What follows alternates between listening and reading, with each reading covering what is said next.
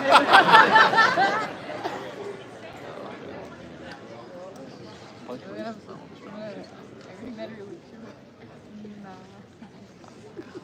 brain's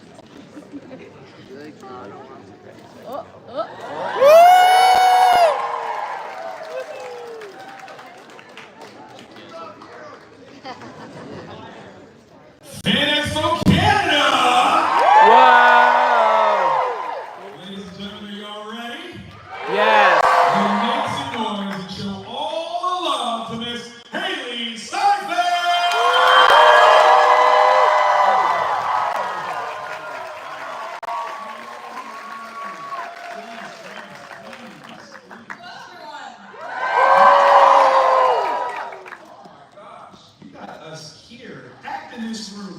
All these phones up, guys.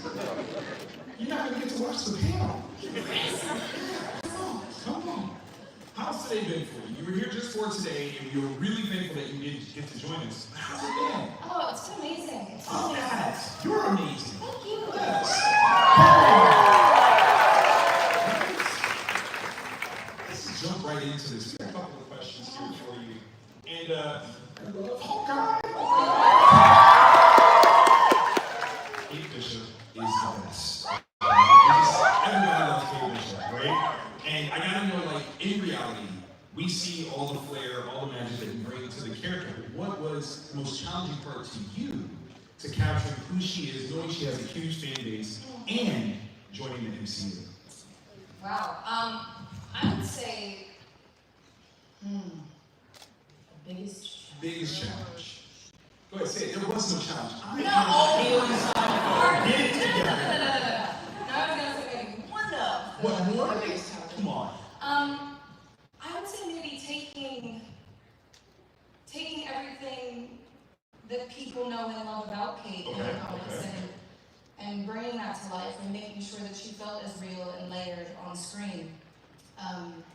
She's so many things, right? And I very quickly realized why she is a character that is so widely loved, and I felt it was such a great honor to play her. Yes. And so that was my job, was honoring everything that she is without making her feel just like a collection of traits. But making her feel like a real layered person that you can connect with and connect to and resonate with. She's somebody that is figuring it out in real time, and I feel grateful that I get to evolve with her. Come on, man. And then the evolution part is kind of important. You start off with the show Hawkeye. You show up in Marvels for a quick little hey, and there is, Marvel Zombies that's supposed to be coming out soon. So I think you guys are excited about Marvel Zombies over here. Okay. But with as much as you've done, or as little as you want to look at it, how have you evolved that character in each of these performances? There is no better feeling than being able to come back to a character. Of course. And even within Hawkeye, from one episode to the next, feeling like I could continue to grow her and continue to fall in love with her, really, and learn her and understand her. I think when I first started playing Kate, I saw her as this overeager, overachiever, a little messy at times, maybe even slightly chaotic. And now I think as I continue to grow with her and step into these other projects, I'm able to really see the depth that is in her and in the mix of all of that. But yeah, there's no better feeling than being able to go back to a character and in Kate's case, put that suit back on. And still fits. Better than ever, actually. I think one of the things that's really amazing is Kate took on the role of Hawkeye, and obviously you being in the show, working with Jeremy Renner is a huge, awesome experience. Big shout out to Jeremy Renner. Yes? Was there anything about working with him that we as fans would never know that you think would absolutely be amusing to all of us to hear? That man loves a car chase scene. Wait, what?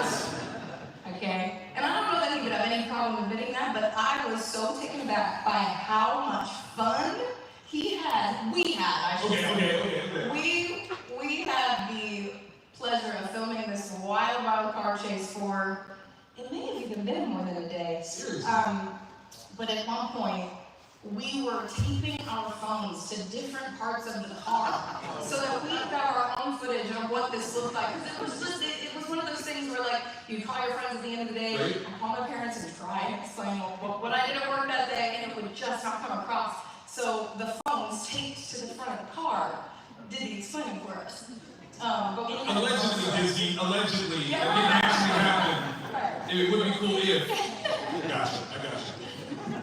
But okay, so looking back at that though, like, are you a fan of car chases now? Or was that just kind of him that you were feeding off of? Oh no, I know. Okay. It literally felt like a ride at Disneyland. We were like, this should be a ride at Disneyland. That should definitely happen. Right? We should all ride a car chase with Clint Martin and Kate Bishop. Come on! Now, when it comes to Hawkeye, the trait, the characteristic of all things is archery. You had to practice a little bit, you had to pick up some things. What was the most difficult part about that?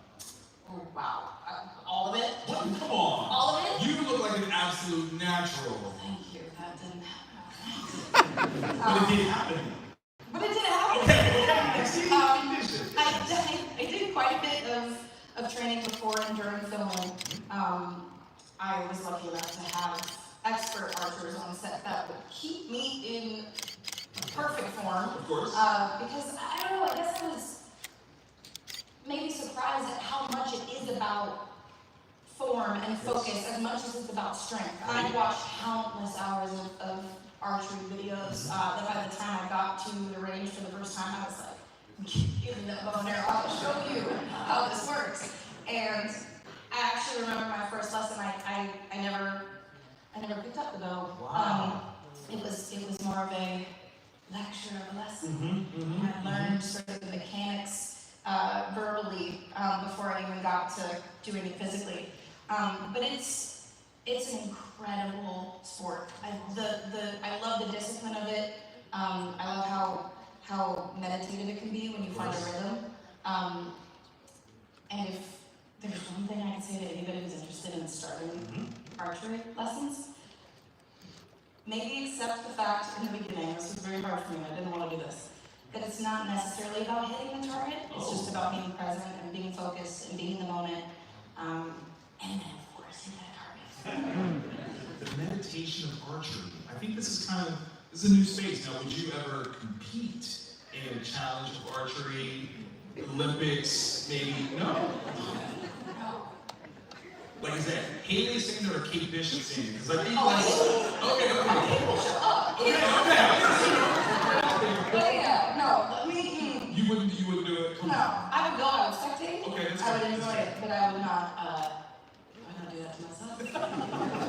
That's fair. Now, in all of the most talented things and ways that you present storytelling, your voice you have used dynamically as well. Both as Spider-Man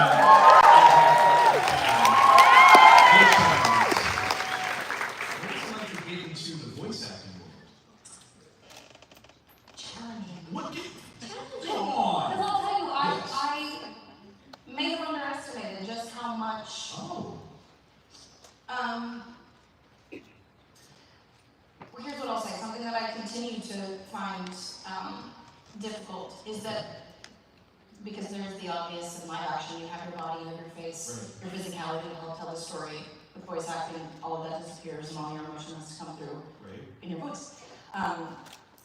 So it's really more about being more precise and sometimes bigger than you would be on camera, and that's the thing that's always like a little bit uncomfortable for me at times. Okay.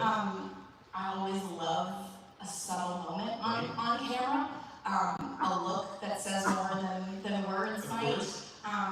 Can't do that. You can't. You gotta say the words. Right. Yeah. So I have always found that to be challenging, but it's a total, it's just a different creative process, and I love it so much. It really kind of, at the same time as being challenging, is very freeing because you get to explore a side of the character without worrying about what it looks like physically. Of course. So I do love it so much. That's great. Make some noise for that.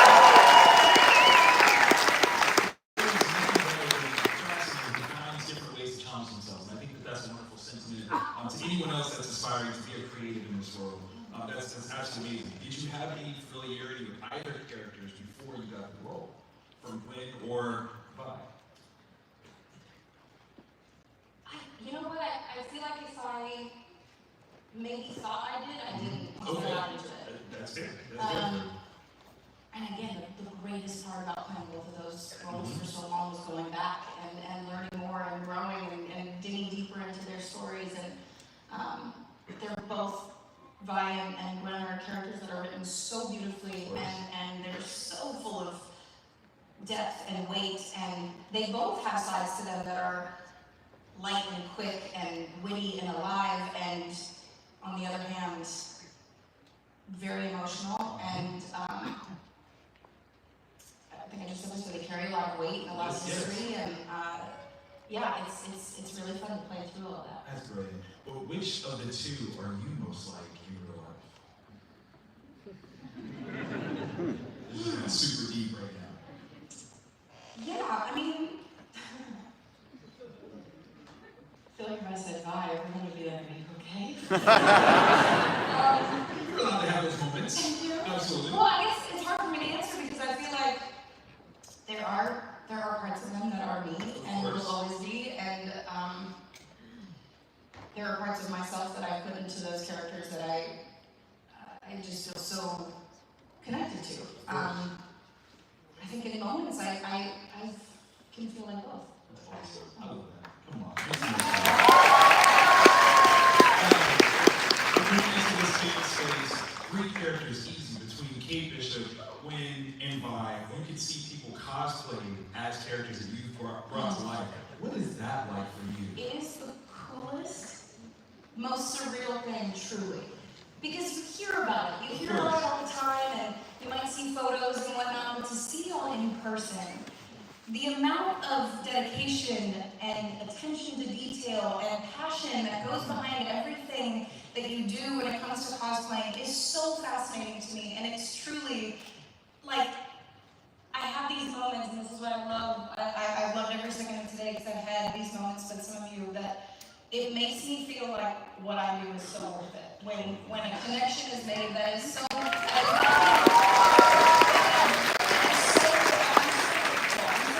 especially these characters that I am just voicing, and I don't get to put on that costume. To see the length that y'all go through to do that and to bring it to life for me in a sense, I selfishly feel that way. It really truly is the coolest thing. Oh, that's wonderful. Makes some of you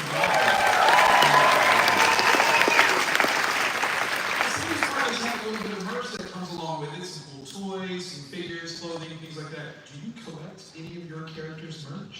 You know what's funny? I picked up a couple things at these events, and I'm like, I have never seen that before. What can I do to get my hands on it? I have started. I need to get better at it though, because there are some things out there that are just too good not to.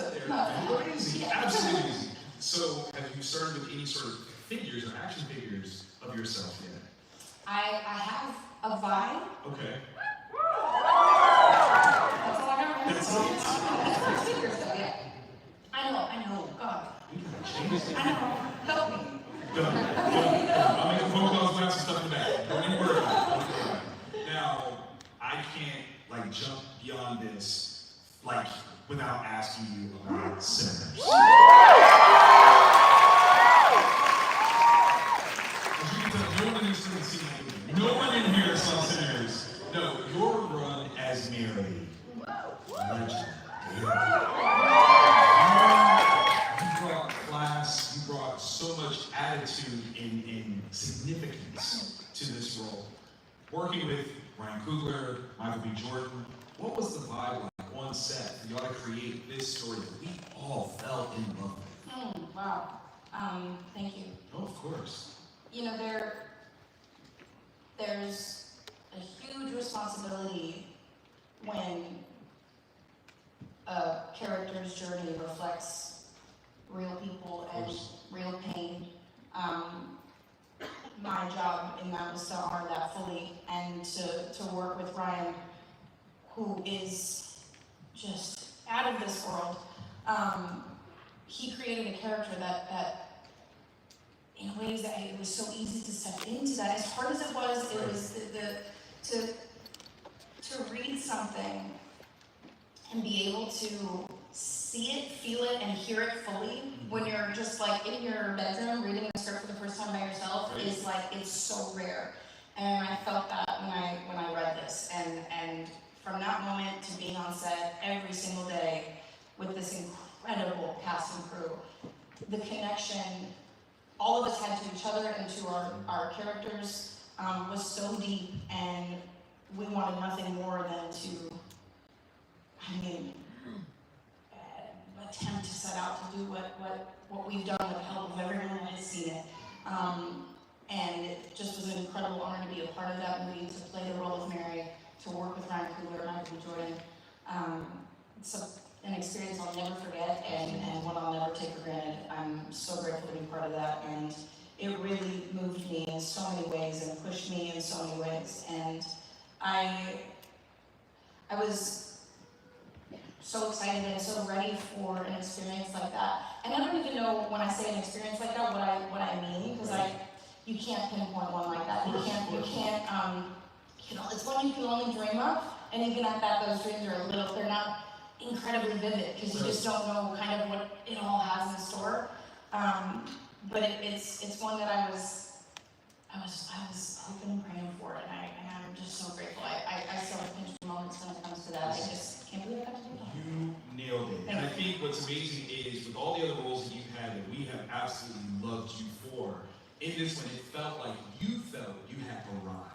And that was kind of the feeling, like it was an ascension to take on this role. And I think that's one of the reasons why we adore everyone in it, but you especially, Sean.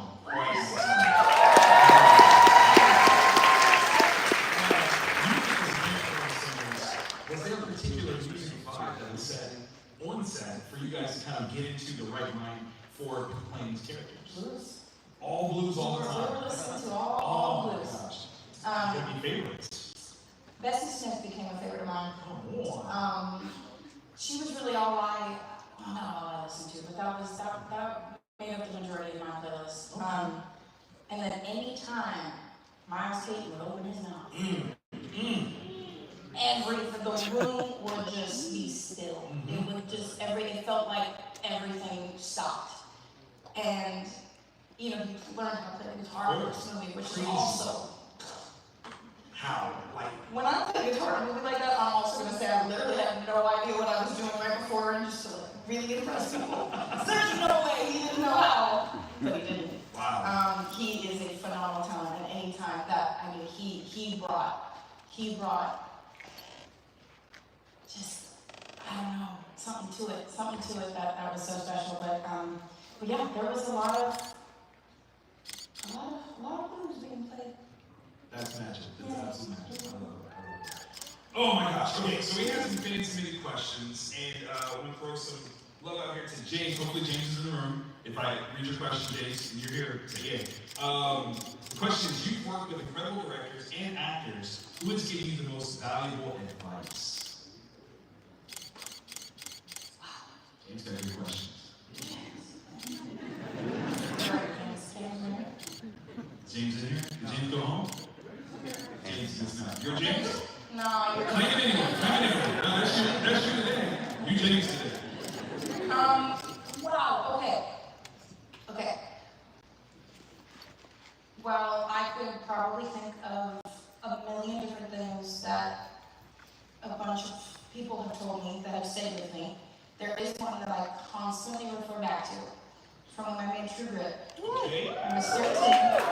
Now, this is like the most simple piece of advice, if you will. However, it's one that I always go back to, and I think helped shape my, I guess me, and sort of how I look at what I do. Okay. Because it can get crazy, and schedules can be grueling, and you're in different time zones, and you kind of can become a shell of yourself, and you just show up somewhere because you're told, and then you read the lines, and then you go home, and you're confused, and you're tired, and it's a lot. Sometimes. And with that being my first sort of, I mean, everything. Right. First, every job, first time away from home, first awards, anything. It was extremely overwhelming, but so exciting. Okay. And one thing that I swear at different times, they all, Matt Damon, Josh Brolin, Jeff Bridges, Joel and Ethan Coen, have all told me in their own way, do not take life too seriously, and always have fun. Church. And as somebody who loves to overthink, loves to get carried away with the minutia of it all, if I just like let their voices creep into my head and remember that, like, listen, it's not that serious, right? It's really not. At the end of the day, I get to do what I love. It brings me to places like this with people like you. Extremely seriously, but I'll never not have all the fun in the world. And I think the minute you stop having fun is when you know you're in the wrong place.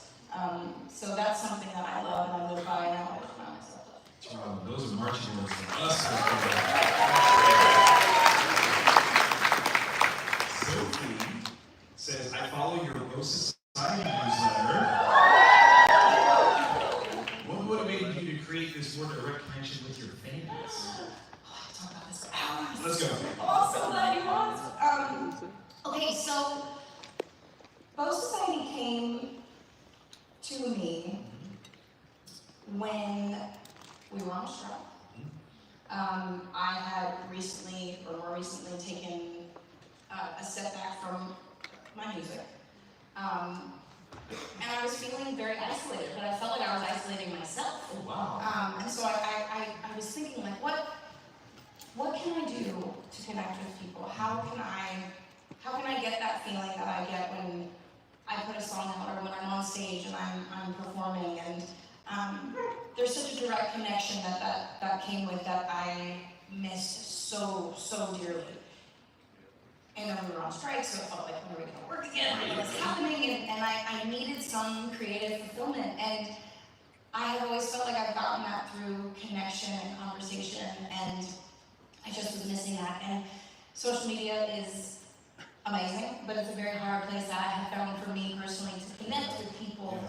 And I felt like I had thoughts and feelings on things that, like, I wasn't going to try and cover in a caption. Right. And then, I don't know, have the conversation be in the comment section. It just kind of felt a little bizarre. So I felt like, how can I create a two-way conversation that feels intimate and feels real and feels exciting, and let's talk about everything from all these projects that I'm doing that I'm excited about, and then like this recipe that I tried the other day that I really love.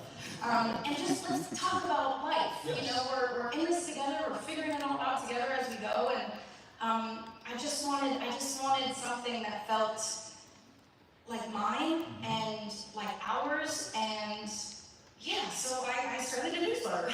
Absolutely brilliant. And it's been the most amazing outlet, and it's a beautiful, fast-growing community that I'm so in love with. And if you haven't signed up, please sign up.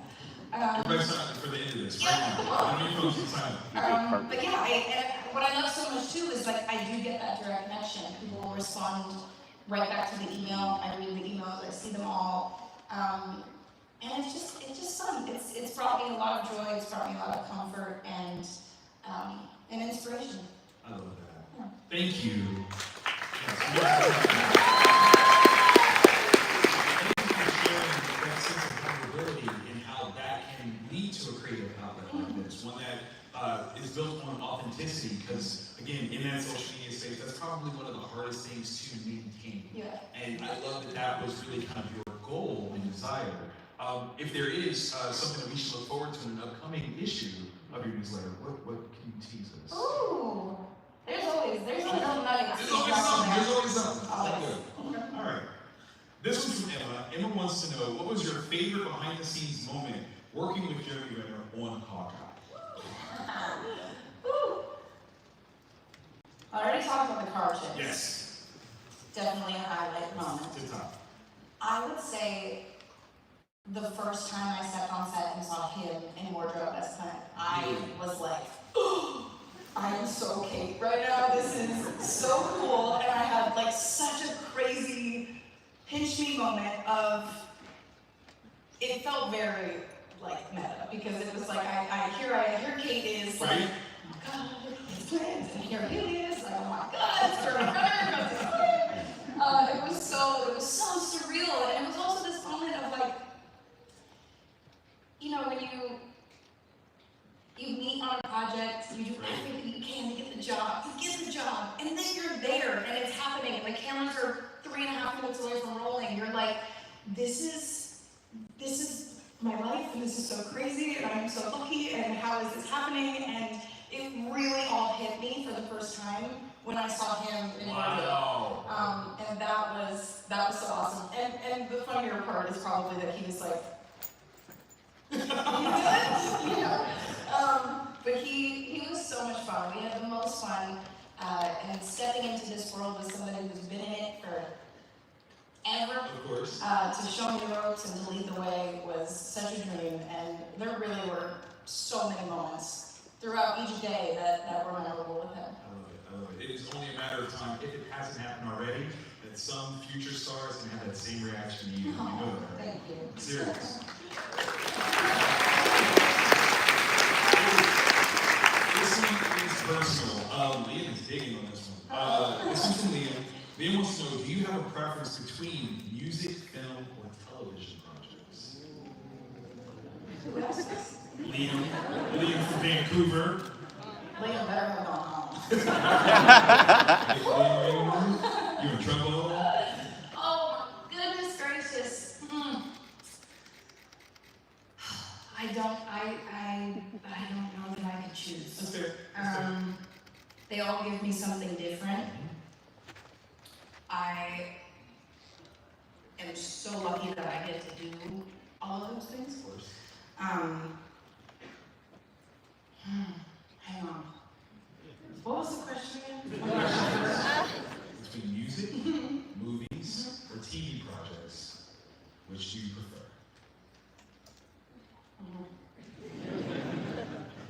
I think my ultimate preference is playing a role in a movie Okay. where that character is on a TV show.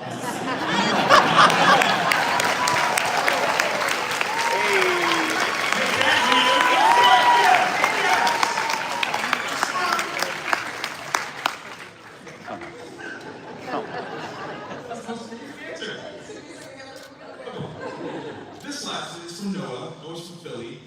Is there a type of role or project you haven't tackled yet that's on your bucket list? Oh man, you know, I think about this often, and then I think about how the first thing I ever did was a Western. Okay. And I went to do some Shakespeare, and I got to some sci-fi, and I fell into the Marvel Cinematic Universe. And I don't know how hard I'd have to try to come up with that bucket list role that I would ever quite nail it, because each one that I've done has become this,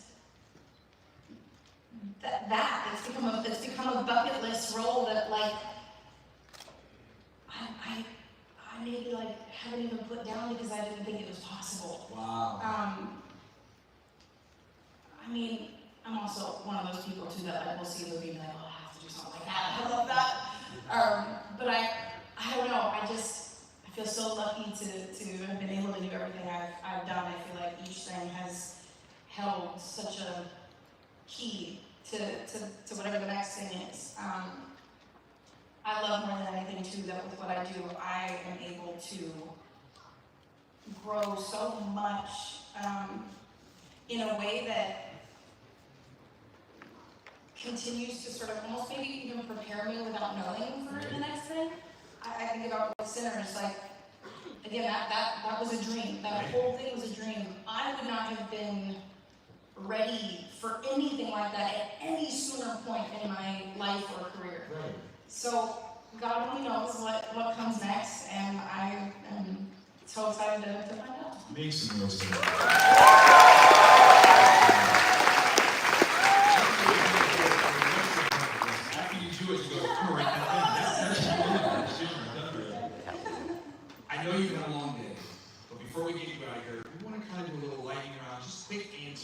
we can get to know you a little bit better. See what you think. Okay, so for you, my perfect day off includes. Sleeping late. Okay. Being out in nature, going for a nice long walk. Okay. And then doing something creative. I'm really into painting right now. Nice. I also do a bit of paint by numbers because it's very mindless and it works really nice. Spending time with loved ones and my dog's Jeremy Renner. And then having a really great dinner with an awesome dessert. And then watching a movie and going to bed like before. I was gonna say 9, but I don't want to. That's a good day off. I like that. Okay. All right. Now we're gonna get personal.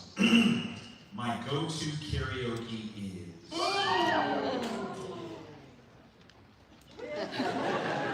No scrubs, TLC.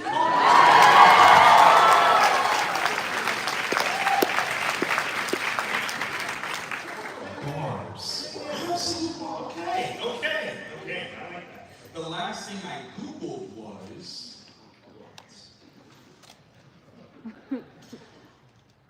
Restaurants. Okay, all right. Restaurants in Toronto.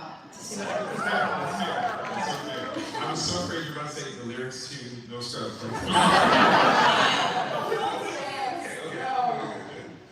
If I wasn't an actress or singer, I'd probably be a what?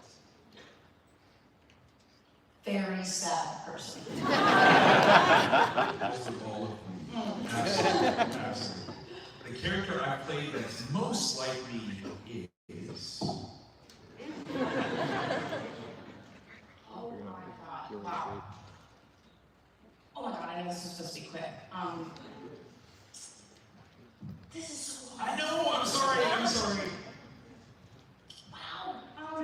Maybe. Shoot. I'm gonna say this and then I'm gonna be thinking about this at 2 in the morning. Okay. Still call me. I feel like, God, sorry, I don't mean to pronounce this, but most specifically when I played her, Okay. this was a while ago, we're doing that now. Nadine, and just 17.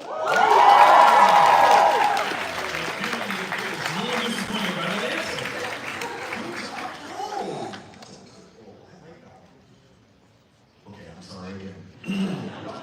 My guilty pleasure show to binge watch is.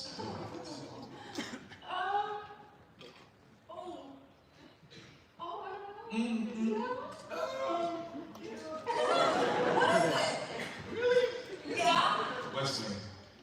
Okay. Not too bad. I would watch wrestling like we're about to vote for this election right now. Like it's I'm not following that. Okay, all right. My most used emoji is what? A heart. My friends would describe me as. Loyal. Okay. Should I keep going? No, they said it's not the most loyal, greatest, wonderful person. No. If my life had a theme song, it would be. Oh, that's a really good question. Because, okay, listen, Hailee, I'm a nerd, okay? Let me just start with that. Like, my theme song would be like the X-Men animated theme song.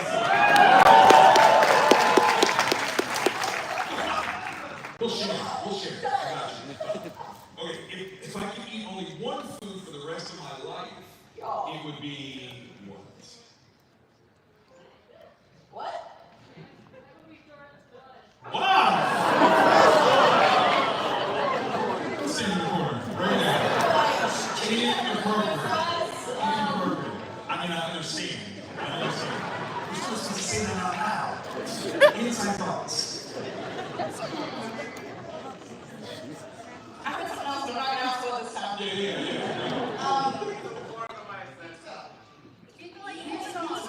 Pizza's good. There's a variety of pizza. Just a couple more. If I could instantly master any skill, I would choose. I would have loved if it was archery. Maybe.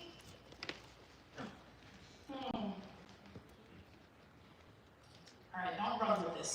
part. Really, I'm not a bad cook. However, if I could master that, There you go. I would. Okay. And make lots of pizza. Last one, and you're free. If I were a superhero in real life, my power would be what? I think about this all the time. Let's go. And I have a caveat for each one. Okay. I've always said the ability to mess with time, Okay. but not time travel, Okay. per se. Just the ability to pause and maybe rewind. Trying to put like a time limit. Okay. Maybe 24 hours. Okay. Backward, forward.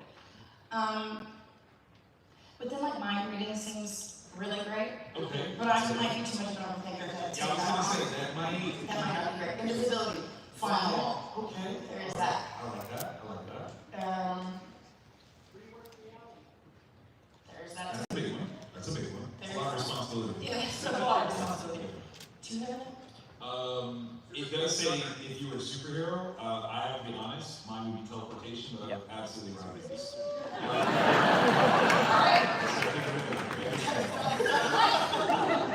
No, I would actually like to fly. Okay. Yeah, I'm scared of heights, but I would totally like Flying would help. Fly. I mean, I can fly off this stage right here.